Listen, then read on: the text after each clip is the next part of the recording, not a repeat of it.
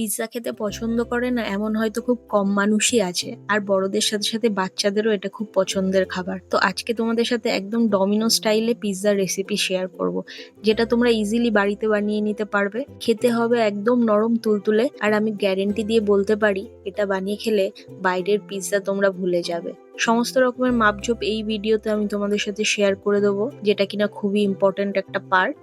So hello everyone, আমি মুন্না। তো চলো আজকের এই সিম্পল রেসিপিটা তোমাদের সাথে শেয়ার করে দিই। সবার প্রথমে নিতে হবে হাফ কাপ উষ্ণ গরম জল। তার মধ্যে আমি 2 চামচ চিনি মিশিয়ে দেবো। তোমরা চাইলে চিনি গুঁড়ো করেও নিতে পারো। এবার এটাকে ভালো করে মিশিয়ে নিতে হবে। এবার আমি এখানে ব্যবহার করব ইনস্ট্যান্ট ড্রাই ইস্ট। আমি টিজিএফ ব্র্যান্ডের ইস্ট ব্যবহার করেছি, যেটা আমি অনলাইন থেকে নিয়েছিলাম। তোমরা চাইলে যে কোনো ব্র্যান্ডের নিতে পারো, তবে বাইরে থেকে নিলে ডেটটা একটু চেক করে নিও। এখানে আমি 2 টেবিল স্পুন ইস্ট নিয়ে নেব এবং সেটাকে জলের সাথে মিশিয়ে নেব। আর মিশানো হয়ে গেলে তারপর এটাকে ভালো করে ঢেকে 5 থেকে 10 মিনিটের জন্য কোনো গরম জায়গায় রেখে দিতে হবে। মনে করে ইস্টের প্যাকেটটা ফ্রিজে রেখে দেবে, না হলে কিন্তু নষ্ট হয়ে যাবে। এবারে পিৎজা ডো এর জন্য নেব ময়দা। এখানে আমি 2 কাপ ময়দা নিয়েছি। এর সাথে সামান্য লবণ মিশিয়ে নেব। এখানে দেখো যে ইস্টটা আমি রেখে দিয়েছিলাম সেটা একদম অ্যাক্টিভেট হয়ে গেছে। এবার এই ইস্টটাকে আমি ময়দার মধ্যে দিয়ে মিশিয়ে নেব। এবার ময়দাটাকে ভালো করে মেখে নিতে হবে। খুব শক্ত করে কিন্তু আমরা এটা মাখবো না। জল প্রয়োজন হলে অল্প অল্প উষ্ণ গরম জল মিশাবে। এবার তোমাদের মনে একটা প্রশ্ন আসছে, যদি আমরা 2 কাপের বেশি করি তাহলে কতটা ইস্ট নেব?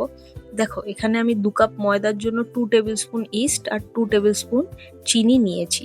অর্থাৎ যে কাপ তোমরা ময়দা নেবে ততটাই টেবিল স্পুন ইস্ট আর চিনি তোমরা নেবে। ধরো যদি 4 কাপ তোমরা ময়দা নাও, তাহলে 4 টেবিল স্পুন ইস্ট আর 4 টেবিল স্পুন চিনি তোমরা নেবে।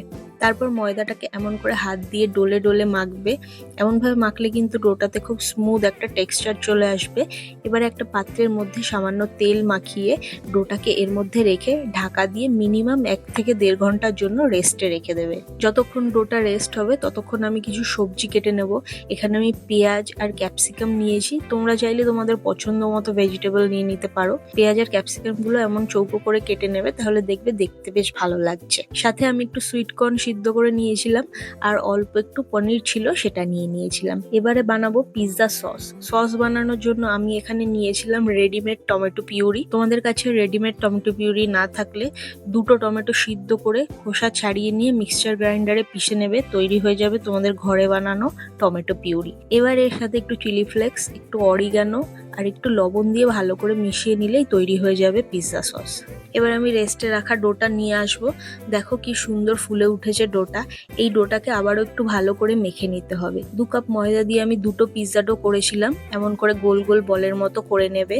এবার এটাকে বেলার সময় একটু সামান্য শুকনো ময়দা দিয়ে নেবে। তারপরে আমি হাত দিয়ে এটাকে দেখো টেনে টেনে এমনভাবে বড় করে পিৎজা শেপ দিয়ে দিচ্ছি। তোমরা চাইলে এটা বেলনি দিয়েও বেলে নিতে পারো।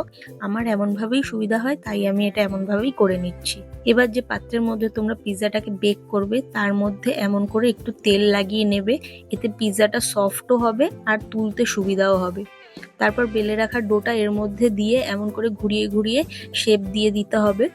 পিৎজা কাটার দিয়ে আমি এর মধ্যে ছোট ছোট কাট দিয়ে দিচ্ছি, যাতে যখন বেক হবে তাতে বাবলস না চলে আসে। তোমরা এটা কাঁটা চামচ দিয়েও করতে পারো।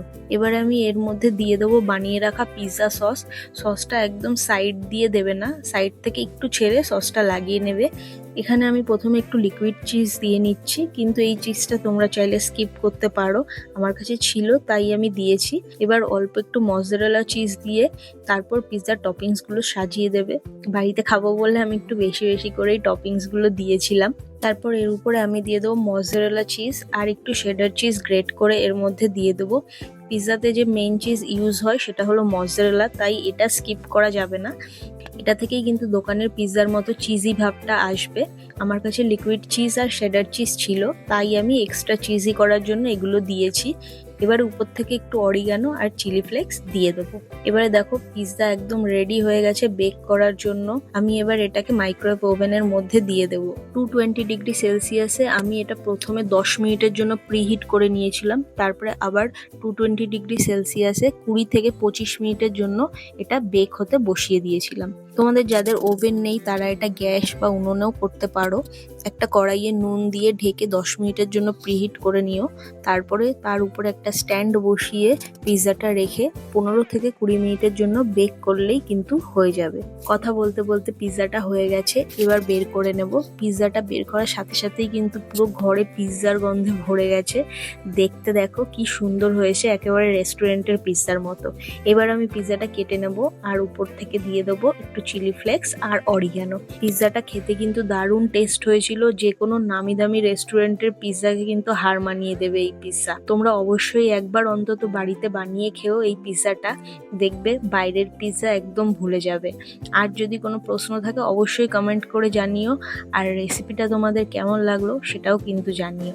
দেখা হবে নেক্সট ভিডিওতে। টাটা।